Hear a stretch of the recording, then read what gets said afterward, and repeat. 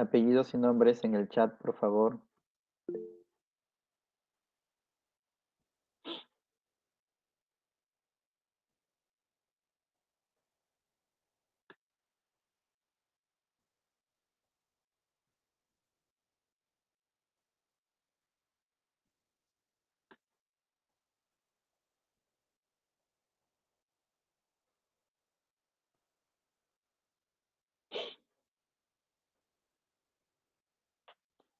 Muy bien. A ver, empezamos. Ya. Hoy te voy a hablar sobre la tercera parte del gobierno de Augusto Bernardino Leguía Salcedo. Recuerda, también conocido este gobierno como el Oncenio de Leguía, ¿sí? El Oncenio de Leguía. ¿Por qué? Por los 11 años de gobierno de este personaje. Muy bien.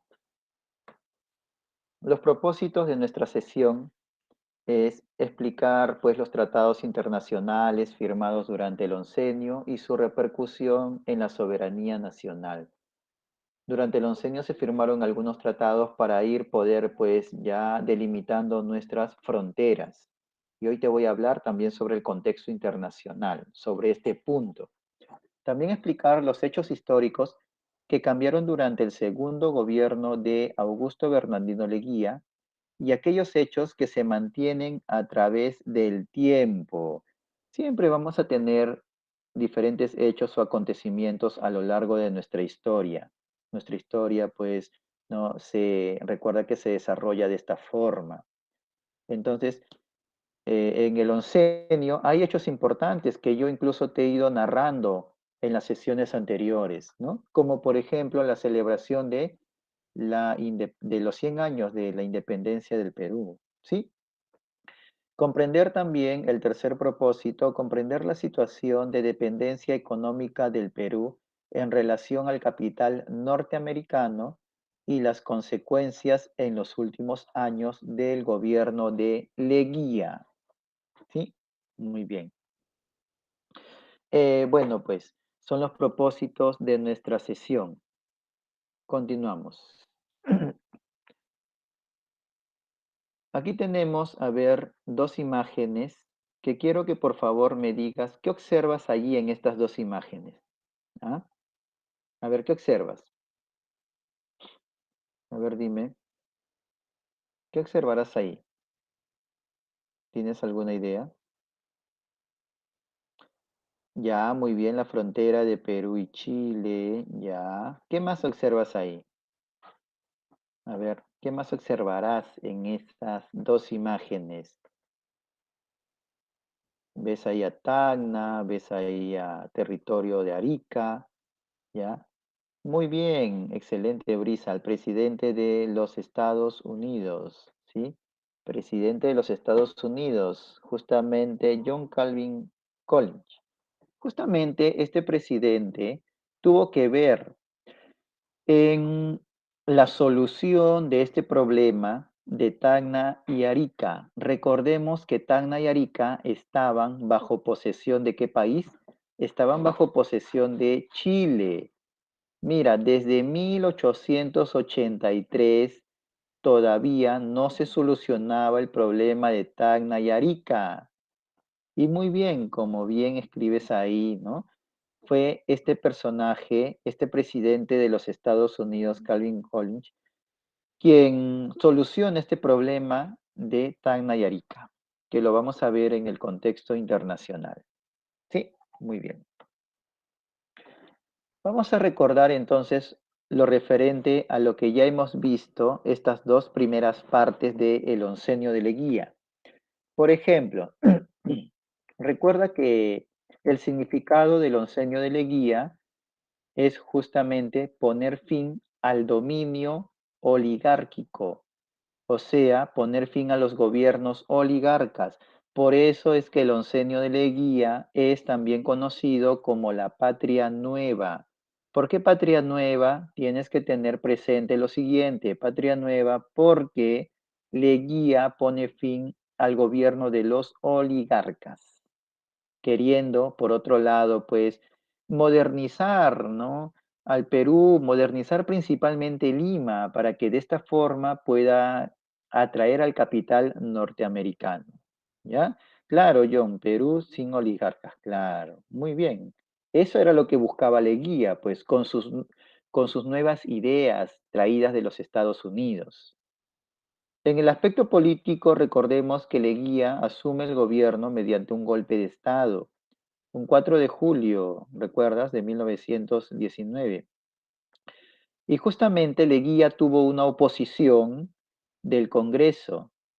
Por eso que Leguía, ¿qué hizo con el Congreso? Lo cerró, lo disolvió para conformar un nuevo Congreso conocido con el nombre de Asamblea Nacional. Y este Congreso que hizo promulgó la Constitución de 1920. Tienes que recordar que esta Constitución tiene puntos importantes, como por ejemplo reconocer la existencia de las comunidades indígenas. Tienes que recordar que esta Constitución justamente prohibió en un primer momento la reelección.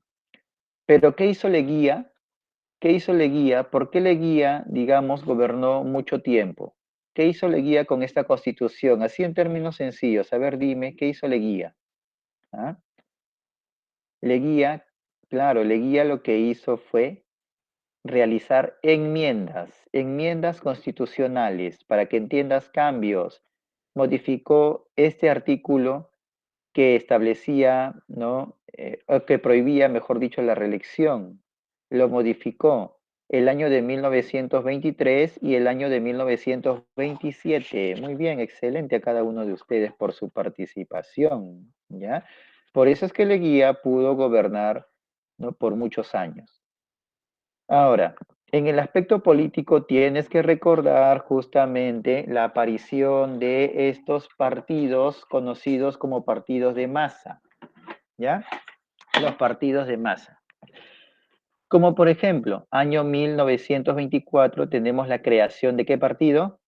Haber creado en México. ¿Mm? Muy bien, Fabián, vale. Vale, muy bien. Muy bien, Brisa. Kim, John, Steven, Dayana, Fabián, excelente. Muy bien, el APRA. Muy bien, Alessandra. Felicito a cada uno de ustedes por su participación. Recordemos la creación del APRA, la Alianza Popular Revolucionaria Americana, que fue justamente creado en México. ¿Por qué personaje? A ver, ¿quién crea el APRA? ¿Quién funda el APRA? Víctor Raúl Haya de la Torre. Muy bien, Brisa, Dayana, excelente. Víctor Raúl Haya de la Torre. Muy bien, John. Entonces, tenemos la fundación del APRA. Pregunta para ti, ¿por qué el APRA fue fundado en México? ¿Quién me dice? ¿Por qué fue fundado en México? ¿Por qué? ¿Qué hizo Leguía con Víctor Raúl Haya de la Torre? ¿Ah? Claro, le dio una beca. O sea, le dio una beca porque en realidad Leguía quería deshacerse de Víctor Raúl Haya de la Torre, pues porque era un personaje que mucho criticaba al gobierno, era como un obstáculo, era un opositor del gobierno. Entonces, este Leguía le dijo, ¿sabes qué? Toma esta beca y vete a los Estados, a México porque si no te encarcelo acá, ¿ya? Entonces, bueno, Haya de la Torre se va, ¿no? Y de allí funda, en México funda pues el APRA. Y la ideología del APRA, ¿en qué consistió? Cuando nace el APRA, justamente, esta ideología aprista, ¿no? Digamos, busca un rechazo hacia los Estados Unidos, rechaza a los Estados Unidos, lo cataloga como el imperialismo yanqui, ¿no? Entonces, dentro de la ideología del APRA está la oposición justamente hacia el imperialismo yanqui, se buscó la unificación de los pueblos oprimidos, ¿no? Una unificación latinoamericana. Pero recuerda que principalmente, muy bien, Alessandra, pero recuerda que principalmente Haya de la Torre, ¿qué quería en el Perú? Un cambio. Muy bien, Ariane, y justamente eso era lo que iba yo a decir. Haya de la Torre buscaba un cambio social, pero un cambio guiado por quiénes, ¿por qué clase? La clase media, porque era la clase justamente culta. Muy bien, Robert, ¿no? Un cambio liderado por la clase media, la clase culta, ¿ya? Por otro lado, tenemos la fundación de otro partido político el año de 1928, que va a ser el Partido Socialista, justamente fundado por José Carlos Mariátegui, quien se desempeñó como periodista, ¿no? Muy bien, Brisa. Y la ideología del Partido Socialista justamente consiste en una oposición al modelo económico capitalista.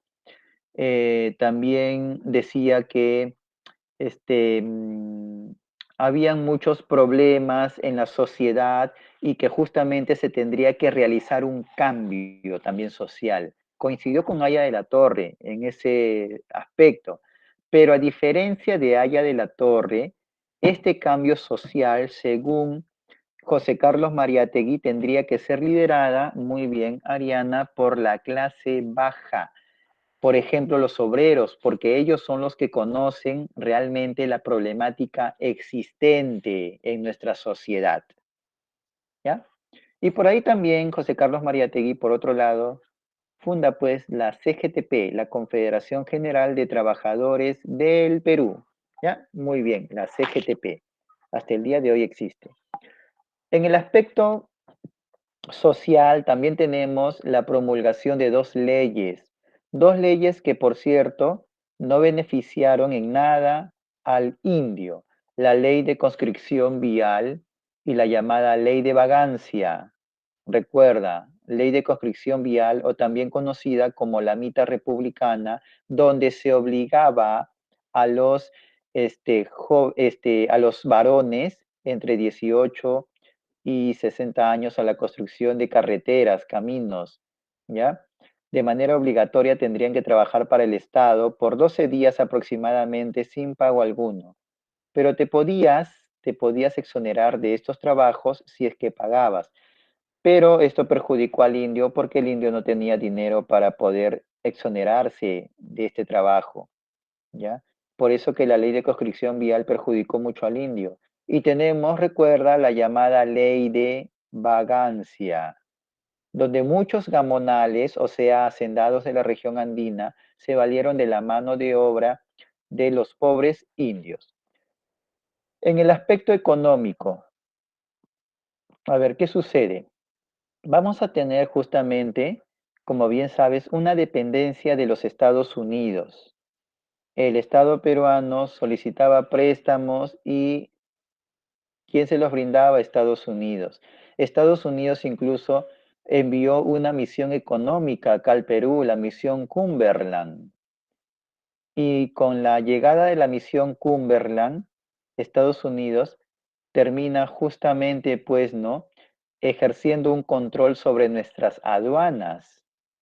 Y también con la llegada de la misión Cumberland, en el oncenio de Leguía se termina creando el Banco Central de Reserva el Banco Central del Perú, ¿ya? Claro, el Banco Central del Perú, ¿ya? Banco de Reserva, es lo que conocemos como Banco Central de Reserva, pues, ¿no? Hoy en día, ¿ya?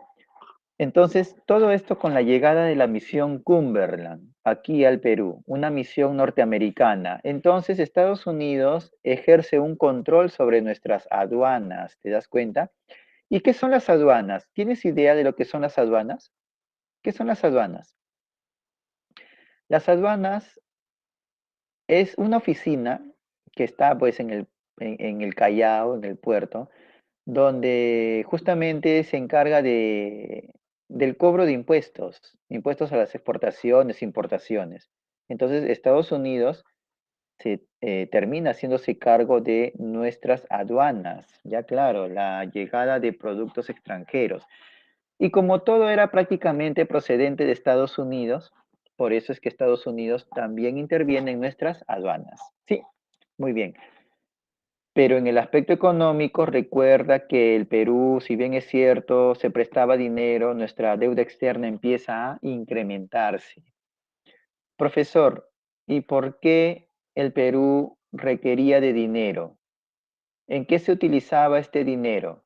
Recuerda, Leguía quería dinero para embellecer Lima, para modernizarla, para traer al capital norteamericano, para la realización de obras públicas. Muy bien, Brisa, ¿ya? Por eso es que el Perú solicitaba dinero. Muy bien. En cuanto a la política exterior, el Perú tuvo problemas con Colombia. Colombia, por historia, siempre ha anhelado estos territorios. Mira, que tú observas aquí. Territorios comprendidos entre las márgenes de los ríos Caquetá, este es el río Caquetá, territorios comprendidos entre las márgenes de los ríos Putumayo. Quería entonces, mira, si tú observas aquí el PPT, quería arrebatarnos estos territorios y además quería arrebatarnos estos territorios de acá, el llamado trapecio amazónico. Al final, al final, el Perú termina entregando estos territorios a Colombia con la firma del Tratado Salomón Lozano. ¿Ya? Se dice que tuvo que ver por ahí Estados Unidos. ¿Por qué razón? A ver si me entiendes. ¿Recuerdas el canal de Panamá que estaba bajo la administración de los Estados Unidos? Ya, Panamá era un territorio que le fue arrebatado a Colombia. Antes Panamá pertenecía a Colombia y eso se sabe por historia desde la época colonial incluso, ¿no? Pero ¿qué pasó? Estados Unidos le arrebata a Colombia, para que puedas entender, ¿eh? Le arrebata los territorios del actual país de Panamá y construye ahí el canal, ¿no? El canal de Panamá. Entonces Colombia le va a decir, oye, pero Estados Unidos, mira, tú me estás quitando este territorio, me estás mochando. Estados Unidos le dice, no te preocupes Colombia, yo voy a remediar esta situación. Yo voy a buscar por ahí un país que te pueda ceder territorios, ¿ya? A cambio de los territorios de Panamá. Y así fue que Estados Unidos centra su mirada en el Perú porque recuerda, Leguía es hincha de Estados Unidos, ¿sí?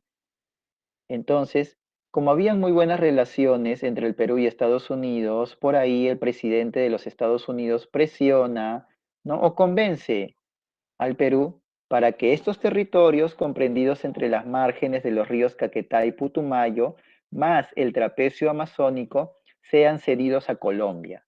Y así fue que estos territorios se les cedió a Colombia. ¿Por qué crees que el Perú actualmente tiene como una boquita acá? Tiene su boquita. ¿Ah? Son territorios que se le cedieron a Colombia. Profesor, ¿y a cambio de qué? A cambio, Colombia le dio al Perú un territorio que está por acá. No se logra observar bien en el mapa, pero está por acá. Tiene la forma de un triángulo. Va a ser conocido como el Triángulo de los Sucumbios. ¿Sí?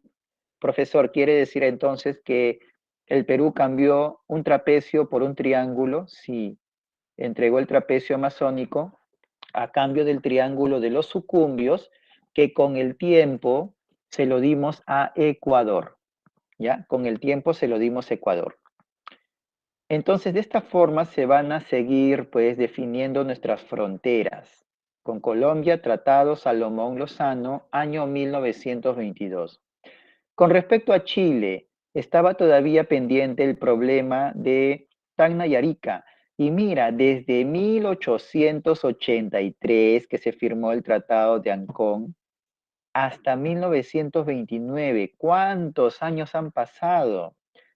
Es justamente en el año de 1929 que se pone fin a este problema de Tacna y Arica, el problema de las llamadas provincias cautivas, ¿no? Así era conocido este problema.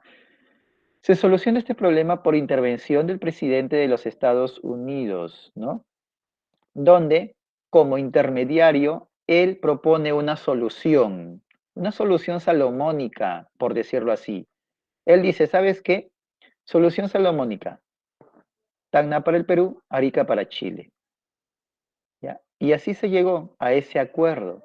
Por eso que entre Perú y Chile se firma el tratado Rada-Gamio-Figueroa Larraín, el tratado Rada-Gamio-Figueroa Larraín, que para suerte tuya, este tratado Rada-Gamio-Figueroa Larraín es también conocido como Tratado de Lima. Si en el examen te preguntan por el nombre del tratado que puso fin al problema de Tacna y Arica, ¿ya? Fácil. De todos los nombres de tratados buscas el que tiene este nombre extraño, Radagamio Figueroa Larraín, y el más largo, ¿ya? Si es que no te acuerdas, buscas el que tiene este nombre extraño y marcas. O simplemente te pueden poner simplemente como Tratado de Lima, ¿ya? Muy bien. Solucionado el problema con Chile. Solucionado. Continuamos. ¿Qué es lo que va a pasar? Te voy a hablar sobre el laudo de París. Yo te hablé sobre esto anteriormente, pero a ver, te voy a explicar, ¿sí? A ver, tú sabes que cuando se instala la London Pacific Petroleum Company en el norte del Perú para explotar nuestro petróleo, la London explota petróleo en la zona de La Brea y Pariñas en Sechura, Piura.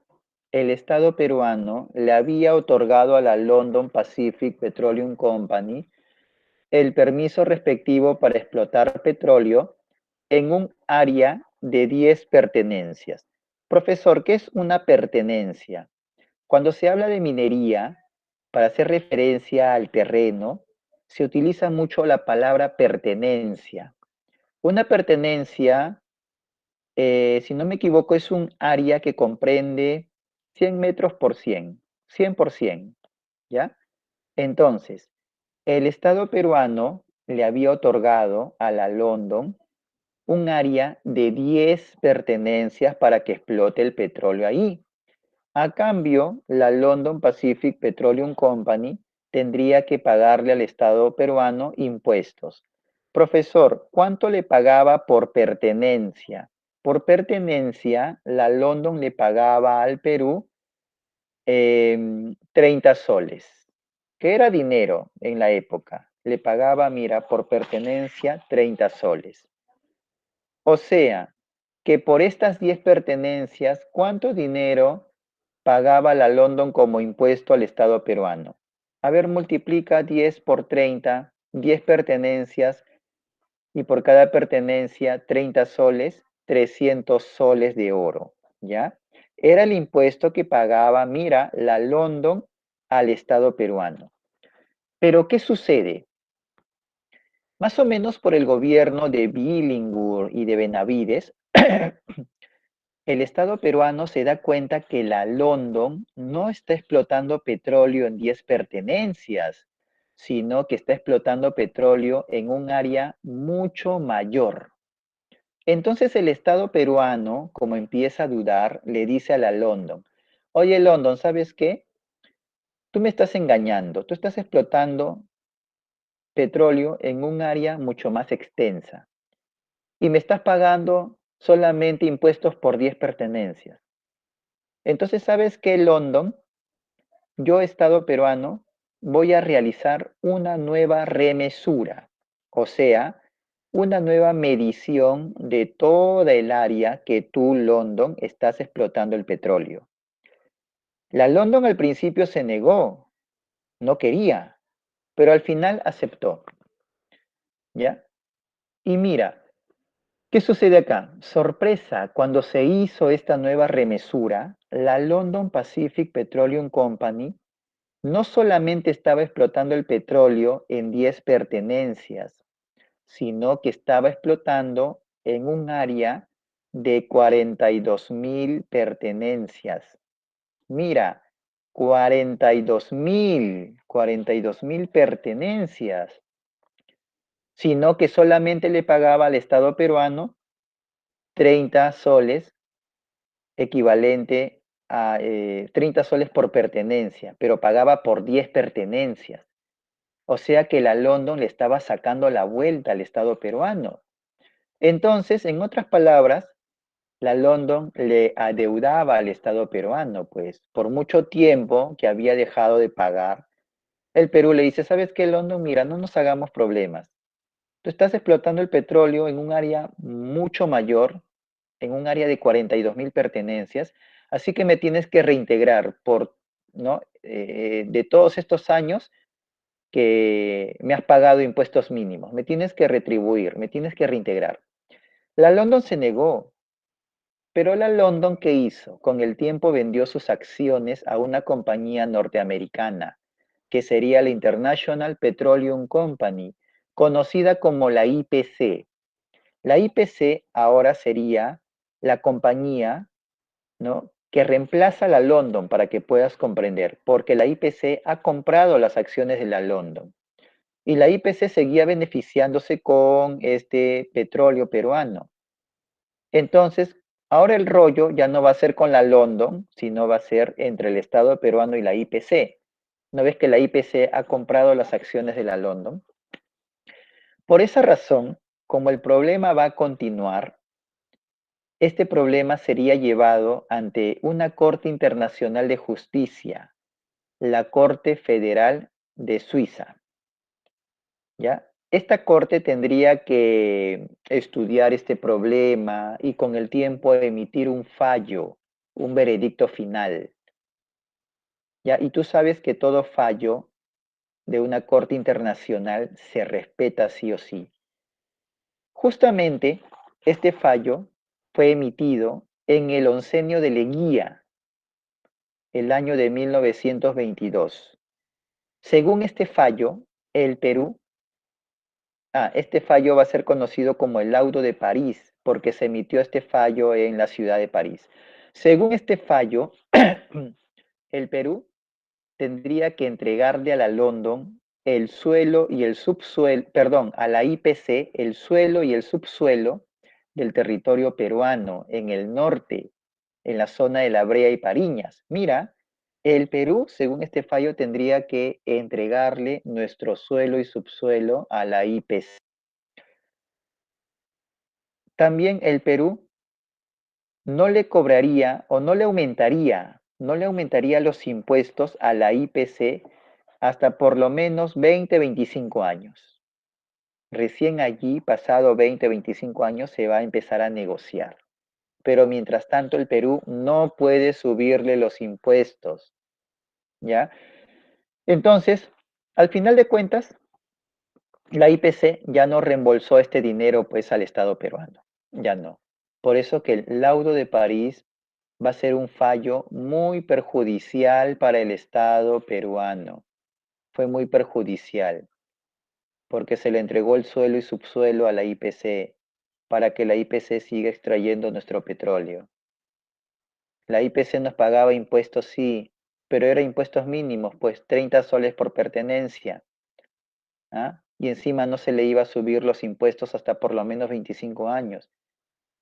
Y encima que la IPC, por la London, le debía al Estado peruano una fuerte cantidad de dinero. ¿Ya? A esto se le conoce como el laudo de París. Por otro lado, se le extiende la concesión ferrocarrilera por 99 años a la Peruvian Corporation. ¿Recuerdas cuando se firma el contrato Grace y se crea esta compañía inglesa, la Peruvian Corporation? Leguía decide extenderle la concesión a la Peruvian Corporation.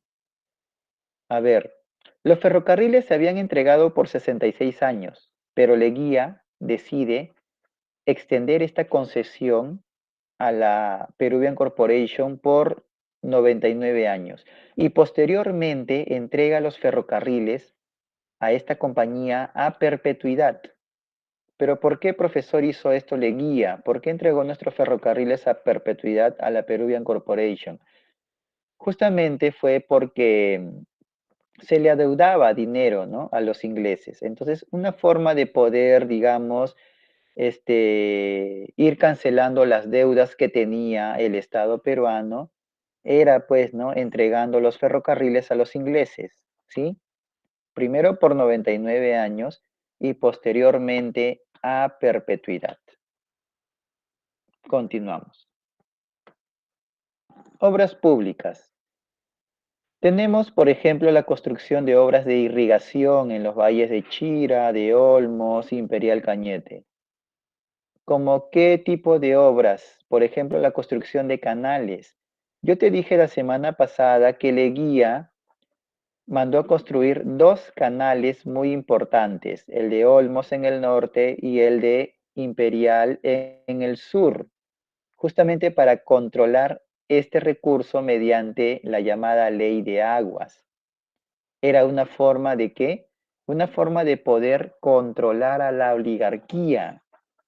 ¿Recuerdas? Los oligarcas clase alta que tenían grandes extensiones de tierras, que vivían de la agroindustria, ¿ah?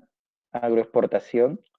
Entonces, una manera de poder controlar a los oligarcas era controlar el agua, pues, porque estos oligarcas, ¿qué necesitan para sus campos de cultivo? Necesitan agua. Y si estos oligarcas fastidian, yo le guía, ¿qué hago? Les corto el agua tipo Sedapal, ¿ya? Les corto. Por eso que Leguía pudo mantener calmada a la clase oligarca, a los hacendados. Por eso es que se habla de la construcción de obras de irrigación, el canal de Olmos, el canal de Imperial. Tenemos también la construcción de líneas férreas, por ejemplo, el tramo de Huancayo-Huancavelica. Ya se había construido el tramo de La Oroya-Huancayo, ahora se prolongaría, ¿no? De Huancayo a Huancavelica, el ferrocarril de Cusco a Quillabamba. ¿Mm? Tenemos la construcción de avenidas y carreteras. A ver, acá quiero que tengas mucho cuidado, porque surgen interrogantes. ¿Por qué? Primero, ¿tú conoces la Panamericana? ¿Sí o no? ¿Conoces la Panamericana, esta carretera? Claro, ¿no? Ya, la carretera Panamericana. La carretera Panamericana, ¿por qué recibe este nombre? ¿Por qué?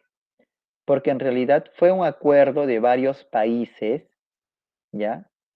Para unir los territorios mediante esta carretera, países latinoamericanos. Es una carretera que va desde Alaska hasta la Patagonia. La carretera panamericana va desde Alaska hasta la Patagonia, ¿sí? En el caso del Perú, el tramo del Perú se inicia, o sea, la construcción de la carretera panamericana se inicia con la demarcación, o sea, ver por dónde iría la panamericana, por dónde se construiría.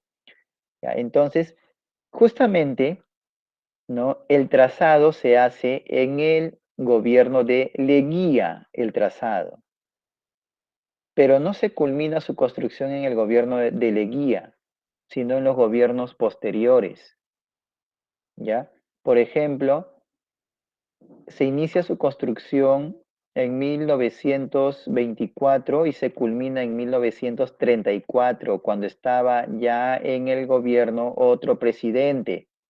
Entonces, en algunos libros tú encuentras, ¿no? Por ejemplo, ¿no? Cuando lees algunas obras, ¿no? Del gobierno de Leguía, tú observas, ¿no? Que la carretera panamericana se construyó en el gobierno de Leguía. Y en otros libros observas que la carretera panamericana se construyó en el gobierno de Óscar Raimundo Benavides. Entonces, profesor, hay un error aquí, ¿no? ¿Cuál es la verdad? Por eso te estaba explicando. No es que estén mal, no es que estén mal, digamos, estos libros que contienen este tipo de información. O sea, yo más bien te hago la aclaración. La carretera no se construyó de la noche a la mañana. Su construcción más o menos duró 10 años. Se inició en el gobierno de Leguía con el trazado, pero cuando se culmina en los gobiernos posteriores, en el gobierno de Sánchez Cerro se seguía construyendo, en el gobierno de Óscar Raimundo Benavides se culmina la construcción de la Panamericana. Entonces, ¿no? Si encuentras la construcción de la Panamericana, tanto en el gobierno de Leguía como en el gobierno, por ejemplo, de Óscar Raimundo Benavides, valen, los dos valen, ¿ya? No te hagas problemas. En uno se empieza, en el otro se culmina. La carretera central fue igual, pues esta carretera de penetración hacia la Sierra Central, departamento de Junín, por ejemplo, ¿ya? Esta carretera que incluso hay un tramo que te conduce a Huancayo, la ciudad de Huancayo. También se inicia, pues, ¿no? Con el trazado de esta carretera en el gobierno de Leguía. Siempre es bueno hacer este tipo de aclaraciones, ¿ya? Tenemos la construcción de la Tarjea de Lima y Arequipa. ¿Conoces la Tarjea? ¿Has visitado alguna vez la Tarjea aquí en Lima? ¿De qué se encarga la tarjea? ¿Ah? Muy bien, Adriana, has conocido la tarjea. ¿De qué se encarga la tarjea? ¿Qué hace con el agua del río Rímac? ¿Qué hace? ¿Ah? La empieza a tratar, ¿no? Hace todo un tratamiento del agua, la purifica para poder consumirla nosotros, ¿ya? Claro. Entonces, hace todo un tratamiento. ¿Por qué? Porque el río Rima, pues, bueno, es un río que, digamos, arrastra consigo impurezas, la gente acostumbrada también a botar por ahí desechos. Aunque con esto de la cuarentena, no sé si viste en las noticias, después de 40, 50 años, el río Rímac presentaba aguas limpias, ¿no? Aguas limpias. Llenaron un vasito de vidrio con agua del río Rímac en estos tiempos de cuarentena y el agua estaba limpia, ¿no? Después de 40 años. Bueno, pues así es. Entonces tenemos la construcción de la Tarjea de Lima y también de Arequipa. Tenemos, mira, la construcción de nuevas urbanizaciones, como por ejemplo Miraflores, Santa Beatriz, Lince, San Isidro y Jesús María. Profesor, ¿por qué se crean, se construyen nuevas urbanizaciones? Estas urbanizaciones era exclusivamente para la clase media, pues. Yo te dije que Leguía buscó identificarse mucho con la clase media, la clase profesional. ¿Ah? ¿Por qué? Porque era la clase que participaba principalmente de comicios electorales.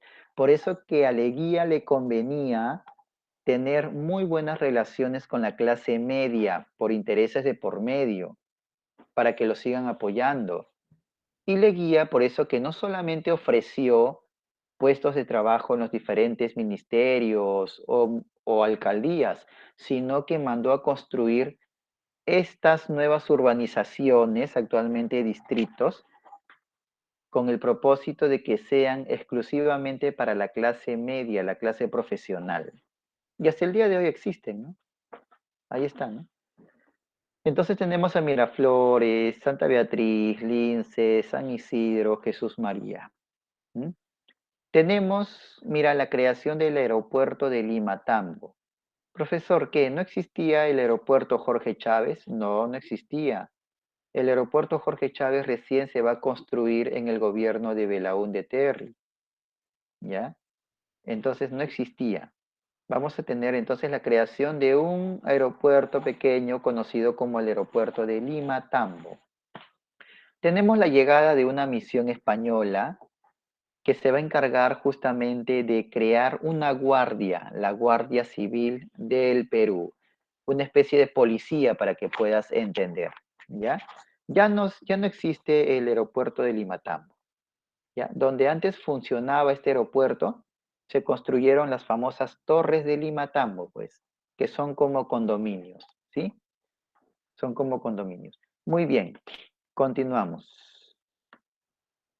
Tenemos, por ejemplo, ya, bueno, los tambos sí son esos mini market, ¿no? Que encuentras, ¿no? Ahora en todo lugar hay un tambo, ¿no? Lima tambo, bueno, no tiene que ver nada con los tambos, ¿ya? Coincidencias con esta palabrita. Tenemos obras públicas, por ejemplo, la construcción de avenidas. ¿Conoces la avenida Alfonso Ugarte? ¿Conoces o no? Claro, ¿no? Esa avenida que va desde justamente, pues, ¿no? La Plaza Bolognesi, ¿no? Y pasa por, este, por ejemplo, el Colegio Guadalupe, pasa por el Hospital Arzobispo Loaiza, esta gran avenida, ¿no? Creo que debes de conocer esta avenida, la avenida Alfonso Ugarte. Tenemos, mira, la construcción de la Avenida Progreso.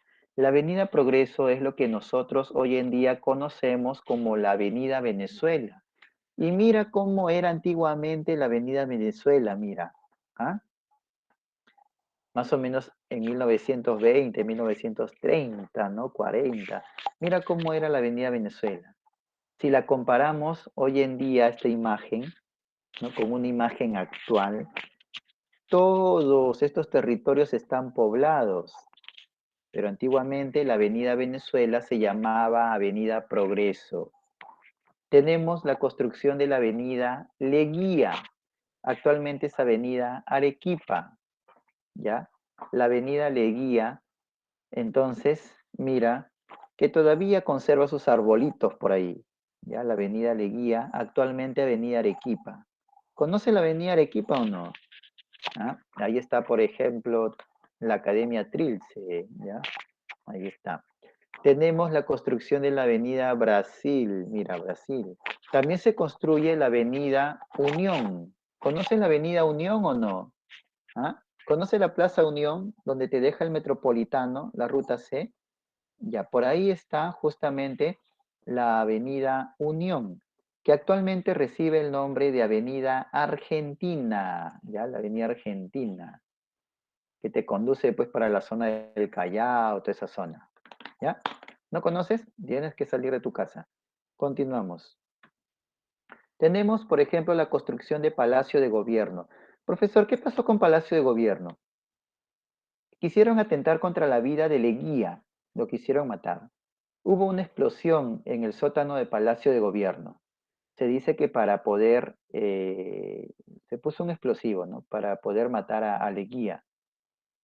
Pero cuando se produce esta detonación de este explosivo, Leguía felizmente no se encontraba ahí, pero esto ocasionó muchos daños a Palacio de Gobierno. Y eran vísperas incluso de la celebración del centenario de la independencia. Entonces, se empieza, ojo, se empieza la construcción de Palacio de Gobierno, remodelarlo, que no se culminó en el oncenio de Leguía, se va a culminar en los gobiernos posteriores. En el gobierno de Sánchez Cerro se va a seguir construyendo Palacio de Gobierno. En el gobierno de Óscar Raimundo Benavides también, ¿ya? Algo similar como te expliqué lo referente a la carretera panamericana, por ejemplo, ¿ya? Tenemos la construcción de la Plaza San Martín. ¿Conoce la Plaza San Martín? Ahí está el monumento de Don José de San Martín. La construcción del Hospital Loaiza.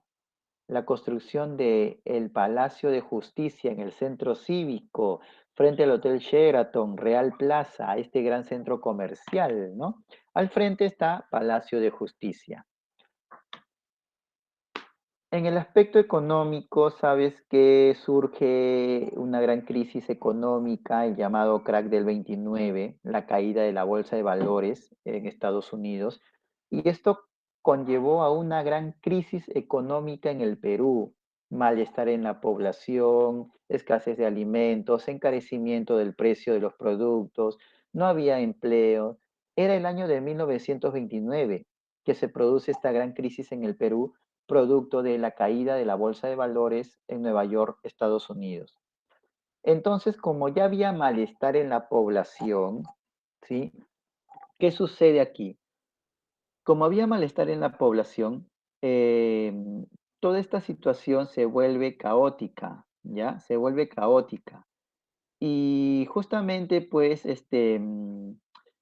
esta crisis económica terminaría siendo aprovechado por los militares liderados por Sánchez Cerro. Este Sánchez Cerro, al año siguiente, en 1930, Sánchez Cerro termina dándole un golpe de estado a Leguía. Leguía fue sacado del Palacio de Gobierno, fue encarcelado en la llamada Penitenciaría de Lima.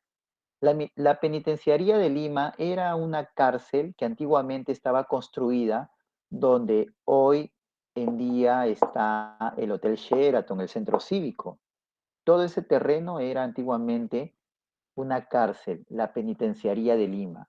Y ahí pues va a ser recluido Leguía, y Leguía justamente ahí se va a enfermar, bajó mucho de peso, tenía otras dolencias, no le daban de comer muchas veces, ¿no? Por más que Leguía suplicaba, no le hacían caso, hasta que Leguía, pues, como te digo, se enferma, se deteriora su salud y murió el año de 1932, ¿sí? El 6 de febrero de 1932 murió en la miseria, murió abandonado, murió enfermo.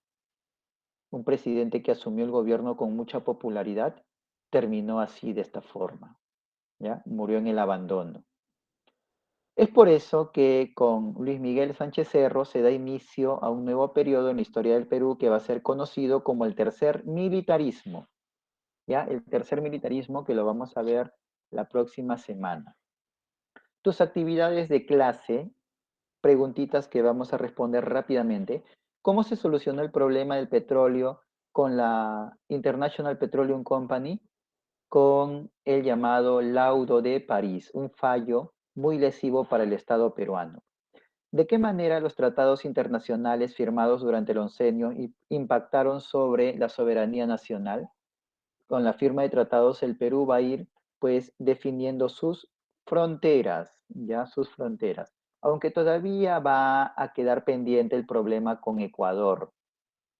El problema con Ecuador va a perdurar a lo largo del tiempo, hasta el segundo gobierno de Alberto Fujimori, que lo vamos a ver en el mes de noviembre. Durante el oncenio, perdón, ¿cuál fue la relación del Perú con el capital estadounidense y sus consecuencias? Dependencia, pues absoluta del capital norteamericano. Ya te expliqué por qué. Y consecuencias que esta crisis de la caída de la bolsa de valores que produce una crisis económica repercute en nuestro Perú. Te dejo pues el esquema que deberás copiar en clase y el evaluando nuestro aprendizaje que también tiene que estar en tu cuaderno, ¿ya? El esquema y el evaluando, ¿sí? Muy bien. Y para cerrar esta sesión, tus preguntas a modo de reflexión. ¿Qué aprendí? ¿Cómo aprendí? ¿Para qué me sirve? ¿Y qué debo de mejorar? ¿Ya? Muy bien, muchachos. Ha sido un gusto. Allí nos quedamos. Revisa, por favor, siempre el Classroom. En el Classroom encuentras también el PPT. Muy bien, muchachos. Gracias. Conmigo será hasta la próxima semana. Dios mediante.